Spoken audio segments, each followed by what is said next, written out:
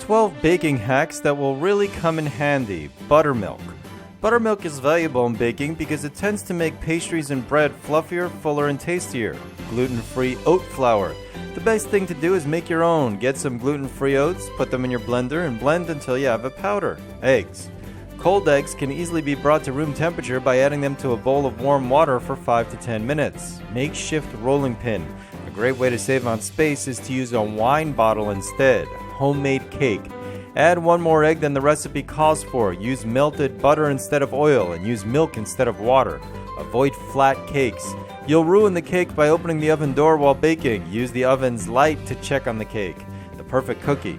Some recipes call for melted or other types, but cool room temperature is the best. The second tip, which is often debated, is to chill the dough for at least 24 hours. More about cookies.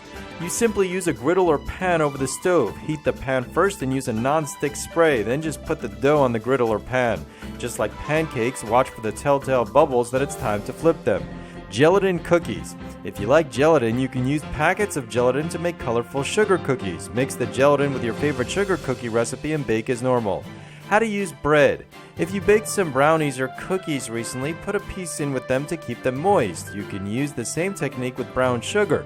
Simply put a piece of bread in the container and it never gets moldy. It keeps the brown sugar nice and soft.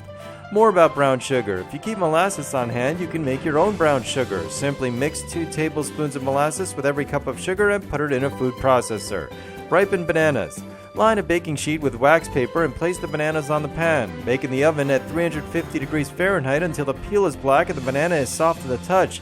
Then peel or snip the ends and squeeze the banana out.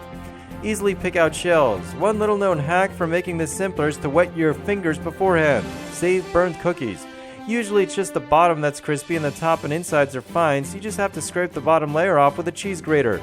Marshmallow cupcakes. Simply place a large marshmallow, colored or flavored ones are a bonus, on your cupcakes when they have about 5 minutes left to bake.